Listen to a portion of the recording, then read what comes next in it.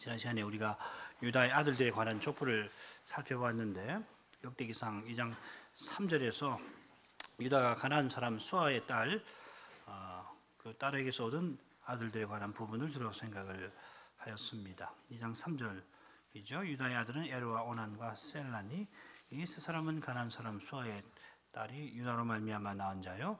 유다의 맏아들 에르는 여호와 보시기에 악하였으므로 여호와께서 죽이셨고, 아주 짧은 기록입니다만은 여러 가지를 생각하게 하는 그런 표현들이 나오고 있습니다.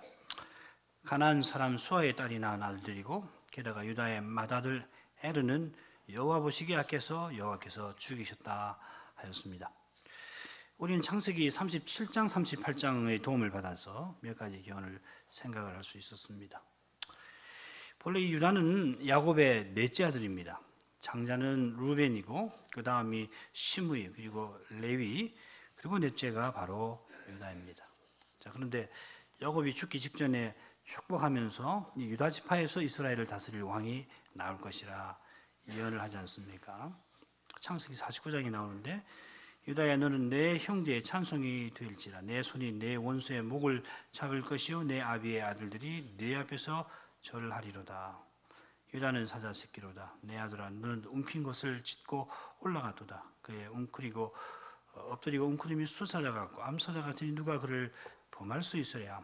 홀이 유다를 떠나지 아니하며 치리자의 지팡이가 그 발 사이에서 떠나지 아니하시기를 실로가 오시기까지 미치리니 그에게 모든 백성이 복종하리로다. 그래서 역대기의 거룩한 저자는 유다 지파 족보를 가장 길게 기록할 뿐만 아니라 이 전체 족보 처음, 특별히 12지파 중에 맨 처음으로 언급을 합니다. 마찬가지로 왕을 배출한 베냐민 지파를 12지파 족보 가운데 맨 나중에 기록을 해서 8장이 나오는데, 이스라엘 역사에서 이 왕직이 차지하는 중요성을 잘 보여줍니다.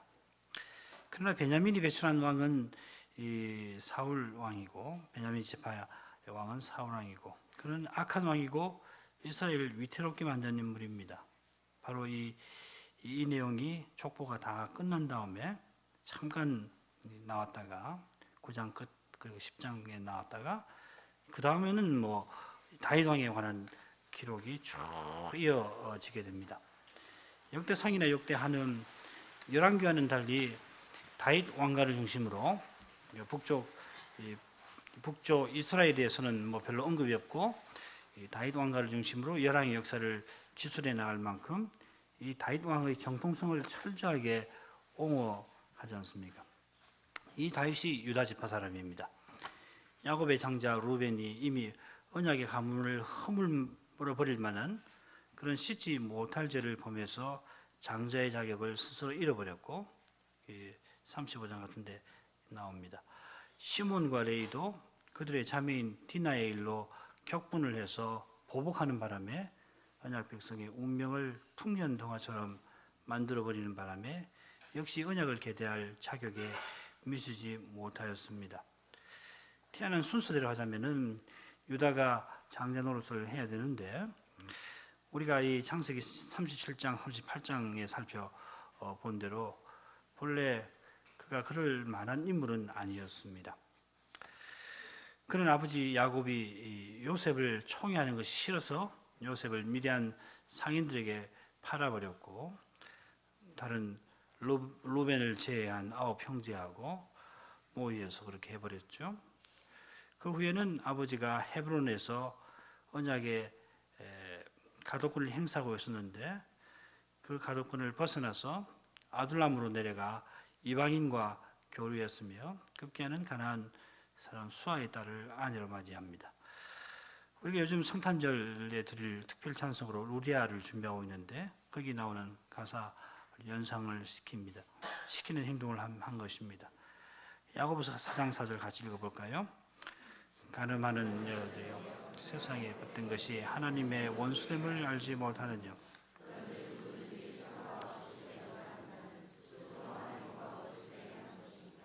유다는 세상과 세상에 속한 것을 사랑해서 이 세상과 벗이 되려고 했고, 그래서 스스로 하나님과 원수되려 하였습니다.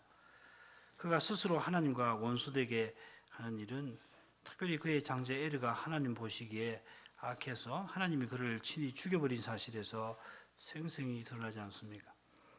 그가 이미 동생의 일로 하나님 언약을 멸시했고 나아가 언약의 거룩한 울타리를 박차고 나가서 세상과 친구가 되더니 자식을 얻어 자기와 똑같은 사람으로 만들어 놓은 것입니다. 유다가 행한 일을 보면은 그런 자식이 나오지 않을 수가 없지 않습니까? 바꿔 말하면은 인생 가운데 하나님 백성이 생겨나는 것은 이건 사람이 하는 일이 아니고 하나님의 은혜로운 일입니다. 혹시라도 창세기 37장, 38장에 기록된 유다의 일을 보고서 유다를 향하여 손가락질하는 그런 마음이 생긴다면은 그 마음, 그 교만한 마음을 겸손히 버려야 할 것입니다. 이 세상에 하나님을 참으로 믿는 사람이 있다는 것은 이건 오직 하나님 은혜 때문입니다. 마찬가지로 신자에게서 난 사람이 하나님 백성 되는 것, 언약 안에 들어오게 되는 것도 오직 하나님 은혜입니다. 부모의 믿음 때문에 그 자녀가 무슨 부모의 믿음이 공로가 되어서 무슨 그것이 근거가 되어서 그 자녀가 하나님 자녀 되는 것이 아니라 하나님께서 믿는 자에게서 난 자를 자기 백성으로 삼으시겠다는 그 약속 때문입니다. 마찬가지로 언약의 자녀가 주 안에서 자라나서 부모와 똑같은 믿음을 고백하게 되는 것도 이건 뭐 전적으로 하나님 은혜입니다. 부모가 잘나서거나 자식이 남보다 뛰어나서가 아니고 하나님 은혜에 있어서 그렇습니다. 물론 하나님께서는 교회 강단과 부모의 훈육을 쓰십니다마는 사도 바울의 말씀처럼 심는 이나 물 주는 이는 아무것도 아니로되 오직 자라나게 하시는 분은 하나님 뿐이십니다. 부모나 교회가 이 사실을 철저히 깨닫고서 하나님이 미약한 인생이라도 쓰셔서 우리 자녀들이 믿음 안에서 장성하게 해 주실 것을 기도해야 옳을 것입니다. 그런 겸손한 마음이 없이 우리가 이렇게 하면 우리 자녀들이 의도했던 바대로 이렇게 되어 나갈 것이라 그렇게 장담한다면 그건 교만한 자랑이고 허망한 자랑이 생각입니다. 우리가 스스로 우리 자녀에게 줄 수 있는 것은 아무것도 없습니다. 악한 거, 죄된 것밖에 없습니다. 오직 은혜는 하나님이 주시고 오직 하나님께 구원이 달려있습니다. 그렇기 때문에 교회의 강단은 하나님 말씀을 힘써서 전하는 것이고 부모도 이 은약 서약을 쫓아서 자녀에게 하나님 말씀을 전하는 것입니다. 그런 것이지 그것이 무슨 대단한 일이 되어서 그 자체가 되어서 사람을 바꿔놓는다. 그런 법은 없어요. 하나님 은혜를 주셔야만 되는 거죠. 자기가 죄인이라는 것을 철저히 깨닫는 부모가 말하자면은 참 하나님 말씀 외에는 아무 소망이 없구나 생각을 해서 하나님 말씀을 의지해서 자녀를 훈육하게 될 거고 하나님께서는 그걸 가상하게 여기시고 약속하신 대로 그 훈육을 쓰여서 자녀에게 은혜를 주시는 것입니다. 오직 은혜의 사실 때문에 유다가 수아의 딸에게서 얻은 셋째 아들 셀라가 앞선 두 형들처럼 하나님의 진노로 말미암아 죽지 않고 그 가문을 이스라엘 가운데서 이어 나갈 수가 있을 겁니다. 우리가 지난 시간에 이 셀라의 아들들에 관한 족보로 유다 지파 전체의 족보가 끝나는 사실을 생각했지요. 요거 한번 같이 읽어볼까요? 유다의 아들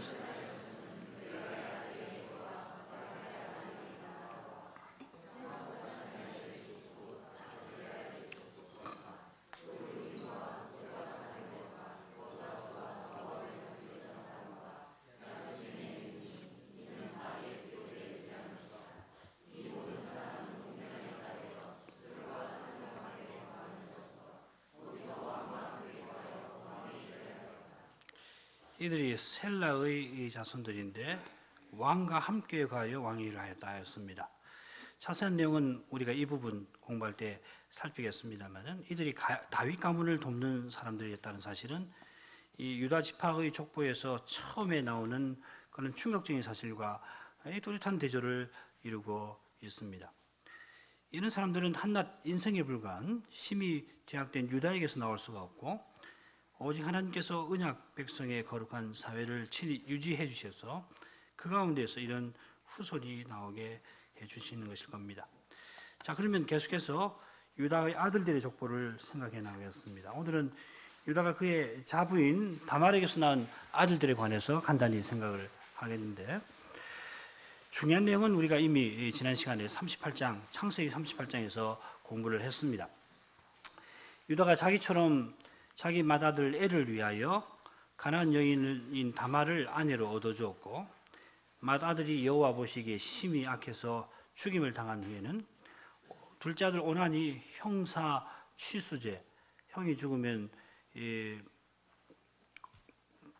형수를 통해서 형의 집안을 이어가는 이 제도를 통해서 기업을 이으려고 하지 아니하다가 그 역시 형처럼 여호와께 죽임을 당하였습니다. 그런 다음에 유다는 셋째 아들 셀라가 장성할 때에 그를 통하여 기업을 잇게 해주겠다고 며느리에게 약속을 하긴 합니다만은 사실 마음에는 그렇게 하고 싶은 마음이 별로 없었던 것 같습니다. 이런 두려운 일을 한 번도 아니고 거듭 당했으면은 여호와 하나님의 그 두려운 징계 앞에 마음을 겸손히 해야 하겠습니다만은 유다는 회개하지 않았습니다. 그 일 후에 수아의 딸 곧 그의 첫 아내도 세상을 떠납니다. 11절이 그 내용이고요. 12절에 나오지. 얼마 후에 유다의 아내 수아의 딸이 죽은지라. 유다가 위로를 받은 후에 그 친구 아둘람 사람 히라와 함께 딥나로 올라와서 가서 자기 양털 깎는 자에게 이르렀더니 두 아들 잃고 아내마저 세상을 떠났습니다마는 유다는 아둘람 사람 히라와 막역한 친구로 지내면서 여전히 이 세상 정신을 쫓아 육신의 정욕을 이끌려 살았습니다. 그러다가 그는 입에도 올리기 어려운 그런 두려운 죄를 짓고 말지요. 역대상 2장 4절은 바로 그 사건을 가리키면서 유다의 아들들의 족보를 이어갑니다. 유다의 며느리 다말이 유다로 말미암아 베레스와 세라를 낳았으니 유다의 아들이 모두 다섯이었더라. 유다가 수아의 딸인 첫 아내에게서 애로 온한 셀라를 얻었고 며느리 다말을 취해서 베레스와 세라를 얻어 그의 아들이 모두 다섯이 되었습니다. 잘 아시는 대로 이 베레스와 세라는 쌍둥이입니다. 유다가 이 엄청난 죄를 범하였습니다마는 그러나 이렇게 얻은 아들을 통하여 그의 지파가 이어져 가지 않습니까? 유다가 수아의 딸인 첫 아내에게서 세 아들을 얻었고 막내인 셀라는 형들처럼 죽임을 당하지 않았습니다마는 하나님께서는 다말이 이 유다로 말미암아 낳은 베레스를 통해서 유다 지파의 계보를 이어가게 하셨습니다. 우리가 자세히 알 수는 없습니다마는 유다가 이 다말의 일로 큰 충격을 받고 이 일을 계기로 그가 세상을 향하여 가던 길에서 점점 돌아선 것 아닌가. 창세기를 보면은 그렇게 짐작을 해볼 수가 있습니다. 창세기를 보면 이 38장 이후에 유다가 다시 등장하는 것은 큰 기근을 만나서 양식을 구하러 애굽에 두 번째로 내려갈 때 다시 유다 이름이 등장을 합니다. 처음 내려갈 때는 베냐민만 두고 10 형제가 내려가지 않습니까? 갔다가 애굽 총리인 요셉이 시몬을 잡아두고 루벤은 자기를 집으로 돌려보내려고 했으니까는 보내고 그 다음 시몬이잖아요. 자기를 팔았을 때 가장 서위 높은 사람이 시몬인데 시몬을 잡아놓고 막내 동생인 이 베냐민 데려와야지 너희들이 정탐이 아니라는 것을 내가 믿을 수 있고 양식도 주겠다. 그렇게 말을 해서 돌려보냈죠. 그래서 다시 양식을 구하러 내려가야 하는데 아버지 야곱은 시몬이 돌아오지 않고 그러니까 그 이야기를 듣고서는 베냐민마저 잃어버릴까 두려워해서 함께 보내지를 못하니까 유다가 나서서 만일 베냐민을 데려오지 않으면 자기가 죄를 당하겠다. 서약을 하고서야 다시 내려가게 됩니다. 물론 내려가서도 요셉이 베냐민을 죄인으로 만들어 가지고서 그를 보내지 않으려고 하니까 자기가 대신 죄를 지겠다 그렇게 하죠. 그 내용이 창세기 44장 18절부터 34절인데 참 긴 내용인데 한번 같이 읽었으면 좋겠습니다. 번갈아 가면서 읽어볼까요? 34절은 같이 읽고 이렇게 보죠. 유다가 그에게 가까이 가서 가로되 내 주여 청컨대 종으로 내 주의 귀에 한 말씀을 구하게 하소서. 주의 종에게 노하지 마옵소서. 저는 바로와 같으신 신민이이다.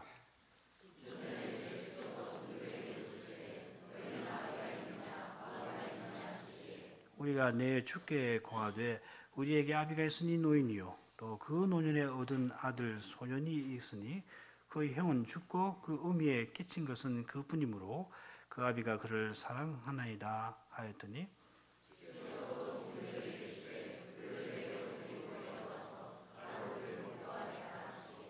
우리가 내 주께 말씀하기를 그 아이는 아비를 떠나지 못할지니 떠나면 아비가 죽겠나이다.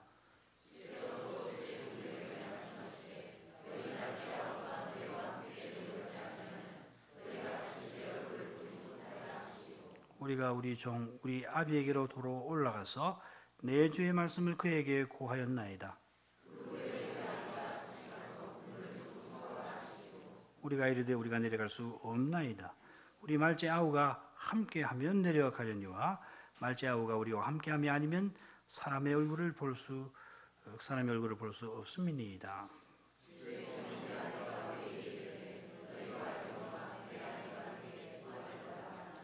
하나는 내게서 나간 거로 내가 말하기를 정령 찢겨 죽었다고 내가 지금까지 그를 보지 못하거늘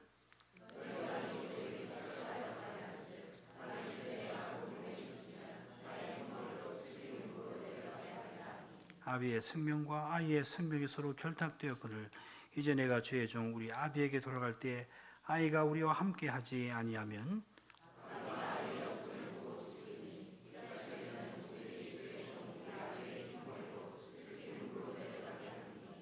주의 종이 내 아비에게 아이를 담보하기를 내가 이를 아버지께로 데리고 돌아오지 아니하면 영영이 아버지께 죄를 지리이다 하였사오니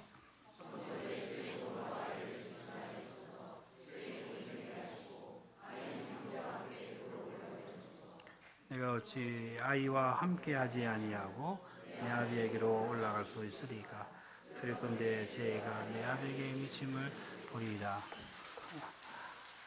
유다가 유다가 아니고 요셉이 유다 이 말을 듣고 요셉이 방송대곡을 하게 되죠. 유다의 꾀에 애굽에 팔렸던 요셉이 아버지와 베냐민을 사랑해서 기꺼이 죄를 짊어지려고 하는 이 유다, 이 변화된 유다를 보고서 언약 백성의 거룩한 역사를 이어나가게 해주시는 하나님께 참 감사하게 되었던 것입니다. 하나님께서 셀라 대신에 다말의 아들인 베레스를 통하여 유다 지파를 이어나가게 하신 데는 물론 그럴 만한 이유들이 틀림없이 있을 겁니다. 가령 하나님께서 아브라함을 택하시고 아브라함의 형제인 나홀이나 하란을 택하지 아니하신 데는 그만한 이유가 있지 않겠습니까? 그러나 그런 이유들은 하나님께서 택하시고 은혜 주시는 사실을 떠나서는 아무것도 아니라는 것을 우리가 잊어서는 안 될 겁니다. 하나님이 은혜 주시고 선한 것을 주시는 일 없이는 인생이란 아무것도 아니고 아무것도 아닌 것보다 더 못하기 때문입니다. 하나님이 거룩한 역사를 조성해 나가시면서 원하시는 사람들을 택하시고 그들을 쓰시는 것이 사실입니다만 그러나 택함 받고 쓰임 받는 사람을 높이지 않도록 우리가 늘 주의해야 하겠습니다. 하나님 하시는 일을 살피노라면 자연히 그 일에 쓰임 받는 사람을 받은 사람을 우리가 생각하지 않을 수가 없고 그분들이 인생 가운데 실로 위대한 분들이라는 거 그거 도무지 무시할 수 없는 그 사실입니다만은 그러나 모든 찬송과 영광은 오직 하나님께로 돌아가야 마땅합니다. 그처럼 하나님의 일에 쓰임받은 분들의 그 믿음을 눈여겨보고 그 믿음을 본받도록 힘써야 마땅할 것입니다. 그러므로 유다 지파의 그 족보가 시작되는 그 역사적 장면들은 인생의 죄악됨과 하나님의 은혜와 선하심을 너무도 분명하게 보여줍니다. 한낱 사람을 높일 마음을 도무지 품을 수 없도록 합니다. 포로에서 돌아온 이스라엘 백성은 이런 역사에서 사람을 의지할 마음을 조금도 품을 수가 없을 겁니다. 다시 다윗 같은 인물 하나가 나타나서 자기네들을 구출해 주었으면 이런 마음 쉽게 가질 수가 없을 겁니다. 그런 인물이라도 하나님이 주셔야 하는 거고 하나님이 그런 인물을 통해서 신이 역사해 주셔야만 할 것을 구하지 않을 수가 없었을 겁니다. 그런 점에서 다니엘이 포로를 마치고 돌아갈 날이 다 되었다는 걸 깨닫고 기도한 내용이든지, 느헤미야가 예루살렘 성벽을 중건한 후에 기도한 내용에서 우리가 배울 점이 많이 있습니다. 다니엘은 예레미야 선지자가 예언한 70년이 이제 다 찼다는 것을 깨닫고서 이제 자기 백성이 예루살렘으로 돌아가겠구나 생각하고 들뜬 것 아니라 금식하며 베옷을 입고 죄를 무릅쓰고 회개하는 기도를 드렸습니다. 이것도 같이 읽어보죠. 한 절씩 읽으면 될 것 같은데요. 내 하나님 여호와께 기도하며 자복하여 이르기를, 크시고 두려워할 주 하나님, 주를 사랑하고 주의 계명을 지키는 자를 위하여 언약을 지키시고 그에게 인자를 베푸시는 자시여.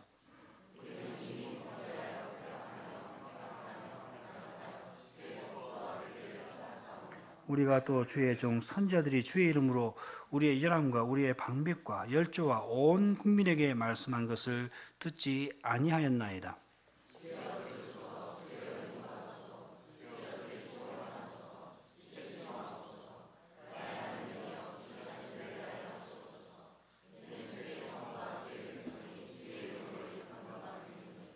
이 회개 기도는 오직 은혜를 깨달은 사람의 마음에서 나오는 겁니다.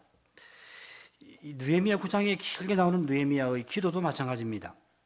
예루살렘 성벽을 중건하였습니다마는 그가 바라는 것은 오직 하나님의 긍휼하심과 자비뿐이었습니다. 이스라엘의 길고 긴 그 역사를 쭉 나열하면서 계속해서 회개하는 기도를 드리지 않습니까? 과연 이 역사가 우리에게 생생하게 보여주는 경우는 우리 인생이 얼마나 죄인인가, 얼마나 연약한 피조물인가 하는 것입니다. 마찬가지로 역대기의 이 거룩한 저자도 이 12지파의 족보를 기록할 때 이스라엘의 가장 찬란한 시대를 열었던 지파, 이 유다 지파의 족보를 맨 처음에 언급하면서 바로 이 진리를 모를 수 없도록 교훈하고 있습니다. 포로에서 돌아온 이스라엘이 한낱 피조물, 죄에 범한 인생에 불과한 조상을 자랑하지 않도록, 그처럼 홀수할 수 없는 죄인인 자기를 의지하지 않도록 하는 것입니다. 이 점은 그 다음에 이어지는 내용에서 확인할 수 있습니다. 베레스의 아들은 헤스론과 하물이요, 세라의 아들은 시므리와 에단과 헤만과 갈굴과 다란이 모두 5사람이요, 가르미의 아들은 아갈이니 저는 마땅히 멸할 물건으로 인하여 이스라엘을 괴롭게 한 자며 에단의 아들은 아사랴더라. 역대기 기자는 이 베레스의 아들들과 세라의 아들들을 언급을 하고 있는데, 그리고서 이제 세라의 아들들 특별히 자세히 언급하는데, 이 내용은 룻기 족보를 보면은 이스라엘에게 참으로 즐겁고 복스러운 내용이었습니다. 같이 한번 읽어보죠. 성문에 있는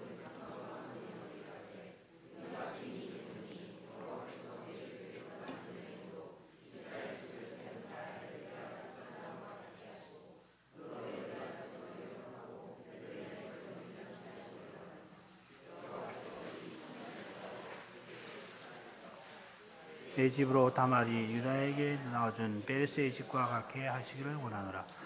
보아스가 나오미의 집 곧 엘리멜렉의 기업을 이어주려고 룻과 혼인하게 될 때에 그 성문에 있던 백성들, 장로들이 자기들이 증인이 되겠다 하면서 그의 혼인에 복을 비는 내용입니다.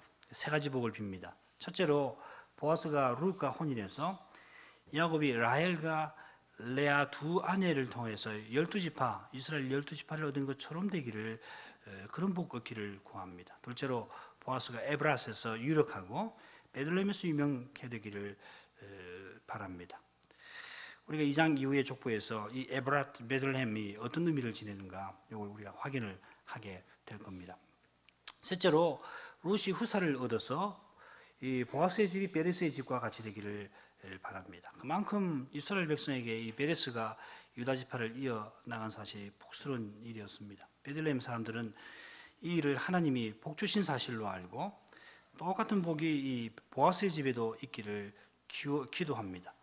야곱이 훌륭해서 유다가 뛰어나서 언약 백성의 역사를 이어갈 수 있었다기보다는 여호와께서 복 주신 사실이 있어서 그렇게 할 수가 있었던 겁니다. 자, 그런데 역대기 저자는 이 베레스의 아들들을 언급하고 바로 이어서 세라의 아들들을 언급할 때 특별히 가르미의 아들 아갈 이야기를 기록을 하고 있습니다. 이 가르미의 아들 아갈은 물론 세라의 아들들입니다. 후손입니다.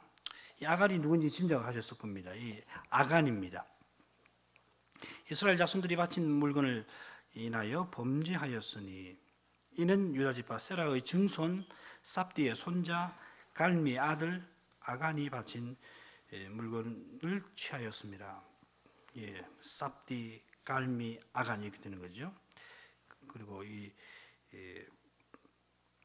세라, 삽디, 갈미, 아간 이렇게 되는 건데 여호와께서 이스라엘 자손들에게 진노하시니라. 아간은 유다 지파 세라의 증손, 삽디의 손자, 갈미의 아들 아간입니다. 이 삽디는 세라의 아들 중에 시므리를 가리킬 겁니다. 세라, 시므리, 갈미, 아간, 갈미 또는 아간. 그런데 역대 기자는 이 아간의 이름을 아간이라고 고쳐서 부릅니다. 이 아간이라는 말이 괴롭게 한다는 말이거든요.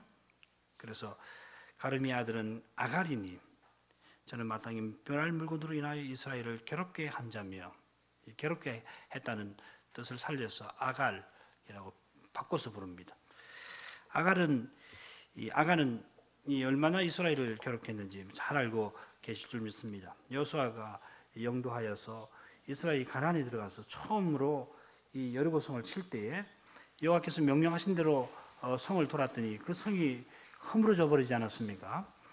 여호와 하나님이 그 성을 친히 허물어 버리신 겁니다. 여호와께서 이 여리고를 헤렘법으로 다스리려고 하신 겁니다. 그래서 그 성의 모든 사람을 다 쳐 죽이고 짐승들도 다 죽여버리고 그리고 그 성의 모든 것은 불로 태워버리도록 하셨고 그래서 심판의 불이 거치고 남은 것은 거룩한 것이죠. 그건 성소에 돌리도록 하였습니다. 심판을 받고 남은 것이니까 이건 거룩해서 성소에 쓸 수가 있는 거죠. 심판을 견디지 못하는 건 다 사라져 버린 겁니다. 마땅히 멸할 물건이라 이 번역한 말은 이겁니다. 마땅히 멸한다 할 때 이 말이 헤렘이라는 말을 풀어서 쓴 거거든요. 헤렘이라는 말을 여러 가지로 번역할 수 있는데 멸한다는 측면을 강조해서 우리말은 마땅히 멸할 물건 이렇게 된 겁니다. 그러나 멸할 물건이 아니고 심판의 불을 통과해서 남은 물건이라는 뜻입니다. 사실은 금, 은, 동은 그런 것이죠, 그렇죠? 그래서 하나님이 심판을 거쳤기 때문에 이것은 하나님의 성소에 쓸 수가 있는 거죠. 그러니까 마땅히 멸해야 된다 하는 말 가지고는 좀 부족합니다. 헤렘법은 레위기 27장에서 우리가 또 배울 겁니다. 하나님께서 헤렘법으로 지정하신 물건입니다. 헤렘의 불을 통과해서 남은 심판을 통과해서 남은 거룩한 물건입니다. 그래서 이 여호와의 것이고 성소의 일에 사용되도록 해야 합니다. 그런데 아간은 성소에 돌려야 할 금, 은을 빼돌려서 땅에 파묻어 숨겨버리죠. 우리말 성경에서는 중요한 낱말 하나를 여기 분명하게 번역을 해놓지 않고 그냥 인하여라고만 표현했는데 그 낱말이 바로 말입니다. 우리 속건제 공부할 때 이 속건제를 드려야 할 그 범죄를 구성하는 그 행위를 말이라고 합니다. 이 낱말은 여호와의 거룩하심을 침해하는 행위를 표시하는 말입니다. 그래서 의미를 살피면 이렇게 됩니다. 살려서 번역하면은 저는 헤렘으로 정하신 물건에 대하여 거룩하심을 침해하여 이렇게 번역할 수 있습니다. 여리고 백성이 가증한 우상 섬기는 일로 말미암아서 여호와의 거룩하심을 심각하게 침해했기 때문에 하나님께서는 그 성 전체를 헤렘법으로 다스리셨고 그래서 심판을 받아서 남은 것은 여호와께 거룩하게 구별해서 드려야 했던 겁니다. 그런데 감히 아간이 그 거룩한 것에 손을 댔던 겁니다. 우리가 속건제 공부할 때 이 마을의 범죄가 얼마나 무서운 건가를 살펴본 적이 있습니다. 감히 여호와의 거룩하심을 침해하면은 그 사람은 그릇되게 거룩한 상태가 되기 때문에 하나님께서 그 목숨을 취해가 버리십니다. 그런데 여호와 하나님이 자비하시기 때문에 이스라엘 백성 가운데 자기도 모르는 사이에 이 마을의 죄를 범할 경우에는 그릇되게 하게 된 상태, 그러니까 죽어야 할 상태에서 회복되어서 정당하게 하나님을 가까이 할 수 있는 상태가 되도록 속건제를 드릴 수 있게 하셨습니다. 예를 들면 자기도 모르게 성소에나 물건을 손을 댔다든지 자기가 부정한 상태에 있는지도 모르고서 화목제 음식을 먹었다든지 그러면은 석권제를 드려야만 목숨을 잃지 않고 언약의 울타리 안에서 살 수가 있었습니다. 근데 지금 아간은 거룩한 전쟁을 수행하는 중에 가장 두려운 죄를 의도적으로 범하였습니다. 이 세 가지가 다 지금 관련되는 겁니다. 지금 비상한 시기거든요. 거룩한 전쟁, 정복 전쟁을 시작하는 출발점인데, 그런데 이 두려운 죄를 그것도 의도적으로 범했습니다. 전쟁을 막 수행해서 첫 승리를 거둔 때 아닙니까? 아간은 그저 개인의 사사로운 욕심으로 도둑질한 그런 정도가 아니고 이스라엘이 여호와의 군대로서 거룩한 전쟁을 수행하는 길에 큰 장애를 놓는 그런 죄였습니다. 그 일로 말미암아 이스라엘이 아이성 전쟁에서 큰 패배를 당하였습니다. 그 충격이 얼마나 컸는지 여호수아의 기도를 보면은 우리가 짐작할 수가 있습니다. 같이 읽어보죠. 여호수아가 옷을 찢고 이스라엘 장로들과 함께 여호와의 궤 앞에서 땅에 엎드려 머리에 티끌을 무릅쓰고 저물도록 있다가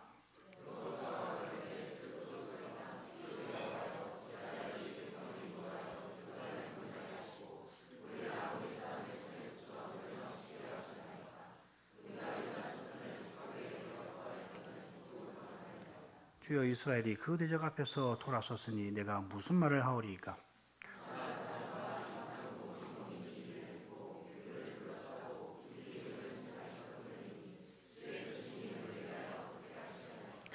표면상으로는 전쟁의 규모도 작고 아이성은 굉장히 작은 성이거든요.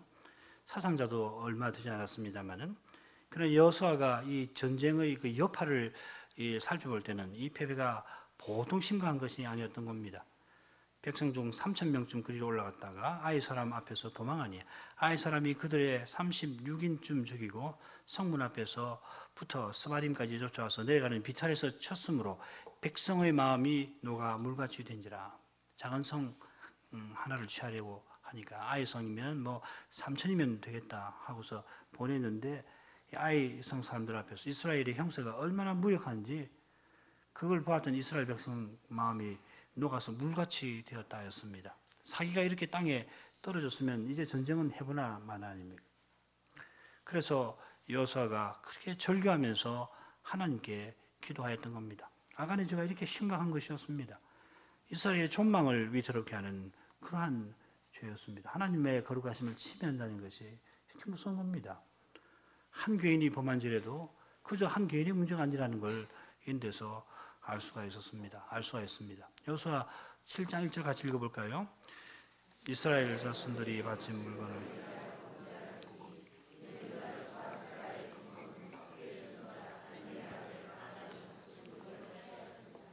아간이 헤렘으로 정한 물건을 훔쳤습니다마는 이스라엘 자손들이 바친 물건을 인하여 범죄하였으니 이렇게 말씀합니다. 모든 죄가 다 여호와의 거룩하심을 침해하는 겁니다마는 특별히 그 거룩하심을 특별하게 침해하는 그런 죄들이 또 있는 겁니다. 이런 죄를 범할 때 그 개인은 물론이고 교회 전체가 큰 장애를 겪을 수가 있습니다. 아무튼지 역대기의 저자는 유다 지파의 족보를 시작하면서 유다의 아들들에 관한 내용들을 적어 나가는데 세라의 후손 중에서 아간의 죄를 중요하게 언급을 합니다. 이 사실 하나만으로도 찬란한 황금 시대를 열었던 솔로몬과 다윗과 솔로몬 치세에서 그것을 들어서 사람을 자랑하려고 하는 마음 싹 달아나게 됩니다. 하나님이 그때 아간의 죄를 엄격하게 다루셨다면은 이스라엘은 아이성 사건 이후에 어떻게 되었겠습니까? 뿐만 아니라 포로 잡혀갈 때 이스라엘의 죄는 바로 이 죄거든요. 하나님의 거룩하심을 침해하는 죄를 민족으로 지었기 때문에 포로가 된 거 아닙니까? 여호수아가 그 죄의 성격을 누구보다 잘 알았고 더욱이 아이성에서 이스라엘이 실로 파도 앞에 무너지는 그 모르성 같은 것을 보고는 그렇게 절규하며 기도한 것에서 우리가 능히 짐작할 수 있습니다. 여호와께서 노하기를 드디하시고 인자와 진실이 많으신 하나님이신 사실이 아니면은 이스라엘은 아무것도 아니었습니다. 자, 이런 것이 이 족보의 이 부분에서 중요하게 생각할 점이고 그 외에도 우리가 살필 내용이 더 있습니다만은 간략하게만 언급하겠습니다. 돌아가셔서 이 부분 읽으시고 더 교훈을 얻으시면 좋겠습니다. 세라의 아들이 다섯인데 시므리 말고 에단, 헤만, 갈골, 다라가 있다. 이렇게 언급 했고, 그리고 그 족보 끝에 세라 족보 끝에 에단의 아들이 아사랴라고 한마디 딱 되어 있습니다. 그리고 그 중간에 아간 이야기가 7절에 나옵니다. 첫째로 이 에단의 아들 아사랴는 유다 지파 전체의 족보 마지막에 해당되는 역대기상 4장에 다시 나옵니다. 17절부터 나옵니다. 에스라의 아들들은 예델과 메렉과 에벨과 얄론이며 쭉 이 에스라가 아사랴와 같은 인물입니다. 아사랴, 에스라 또 열왕기든가 보면은 그게 예스라 이렇게 우리말로는 새수로 번역되는 동일 인물입니다. 그런 다음에 역대기상 4장 21절부터 23절까지에서는 유다가 수아의 딸에게서 낳은 셋째 아들 셀라의 자손 족보가 이어지면서 전체 족보가 끝난다고 말씀을 드렸죠. 이게 무슨 의미가 있는가? 어떤 의도로 이렇게 족보를 적어놨을까? 이런 것 때때로 한번 생각을 해보시길 바랍니다. 아주 훌륭한 내용들도 있을 텐데 그런 걸로 멋있게 장식하고 넘어간 것 아니라 이렇게 언급을 그 주변적인 지파거든요. 유다 지파 계보에서 보면 주변부에 해당되는 그런 사람들 이야기를 적어 놓았는데 그게 참 의미가 있어요. 우리 그 부분 공부할 때도 생각할 겁니다만은 그러니까 포로에서 서러운 백성들의 신세가 그런 신세이니까 사람이 볼 때는 뭐 변변한 거 없잖아요. 변변치 않은 그런 형편없는 상태지만은 그러나 하나님께서 그런 형편에 있을지라도 쓰시면은 하나님께서 원하시는 일을 얼마든지 이루신다. 그런 교훈을 던지려고 하는 것 같아요. 아무튼 그 부분에 가서 또 생각할 것이고 이런 거 한번 족보 읽으시면서 생각해 보시기 바랍니다. 둘째로 에단, 헤만, 갈골, 다라가 어떤 인물인지 여기서는 구체적으로 언급되어 있지 않습니다만은 시므리의 가문이 아간의 일로 여호와의 심판받은 것과는 달리 에단의 가문이 이스라엘 중에서 계속 이어지는 것에서 짐작은 할 수 있습니다. 그런데 이 인물들이 성경의 한 군데 나옵니다. 그 열왕기상인데 같이 읽어보죠. 솔로몬의 지혜가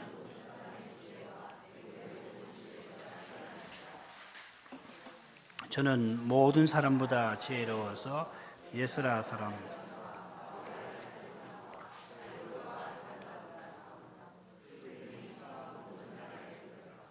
여기 이제 예스라 사람, 에스라 사람, 아사랴 사람 같은 말인데 에스라 사람 에단 또 마흘의 아들 헤만 갈골 다르다 하는 이 레이 찬양대가 아니라 세라의 아들들로 보입니다.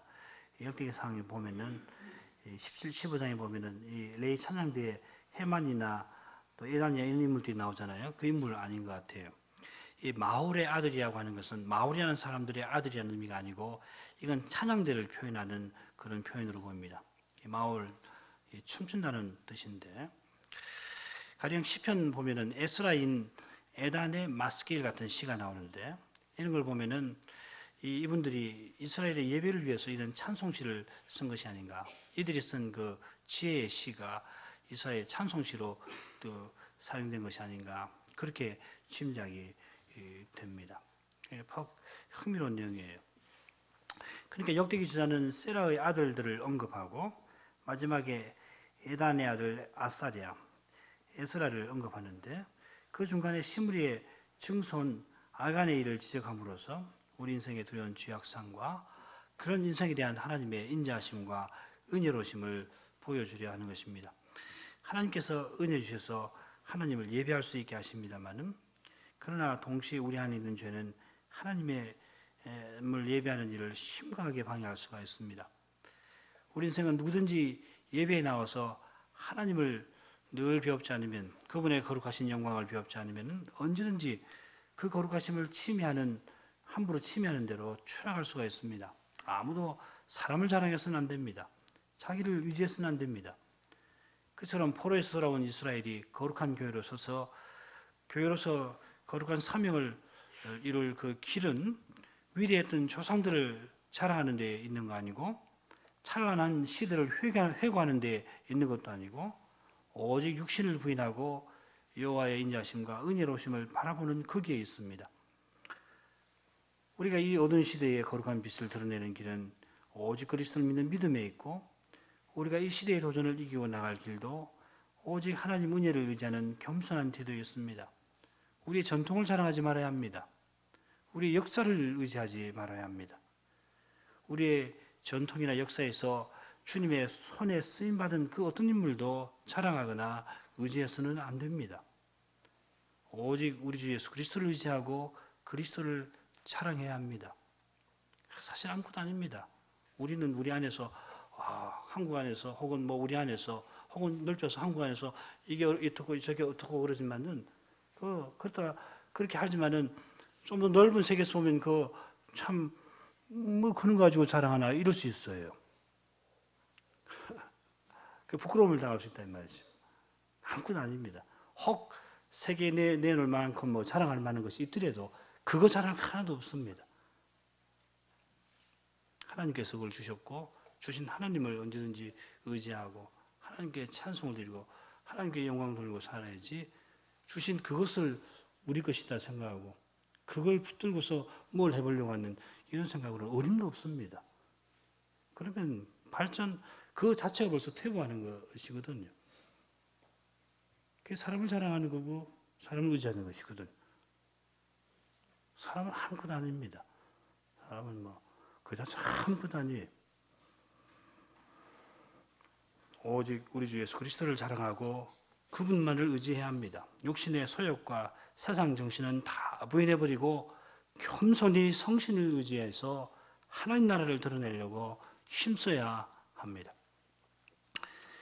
역대기의 저자는 이제 헤스론의 아들들의 족보를 길게 기록해 나가는데 먼저 2장 9절에서 유다의 아들들의 족보를 이렇게 요약을 합니다. 헤스론이 낳은 아들은 여라무엘과 람과 글루베라.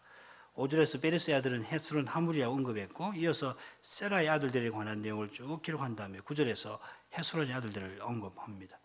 이는 유다 지파의 계보가 베레스, 헤스론으로 이어진다는 것 그리고 람으로 이어진다는 것을 우리가 알 수 있는데 헤스론 다음에는 람이 유다 지파 계보를 이어가는데 다음 시간에 우리가 살피면 점점 드러나겠습니다만은 이게 그렇게 간단하게 제시되지 않을 겁니다. 상당히 복잡하게 이 족보가 어떻게 계대되는가가 드러날 겁니다. 지난 시간에 말씀드린 그 개괄적인 계획 위에서 헤스론의 아들들의 족보가 어떻게 펼쳐져 가는가 이런 걸 좀 꼼꼼하게 읽어오시면 좋겠습니다. 같이 기도하시죠. 거룩하신 하나님, 거룩한 선지자를 통하여서 이스라엘 역사에 나타내신 그 인자심과 또한 우리 인생에 심히 제약된 그 현실을 이날도 배울 수 있게 해주셔서 감사하나이다.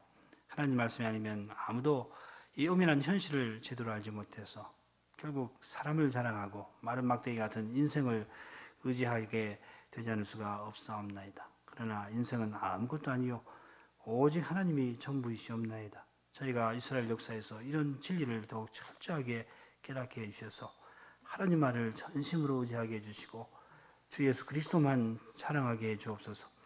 그리스도께서만 말씀과 성신으로 저희를 주님의 교회답게 세워주시고 저희를 하나님 자녀답게 살게 하여 주시나이다. 주 예수님 이름으로 기도합니다. 아멘.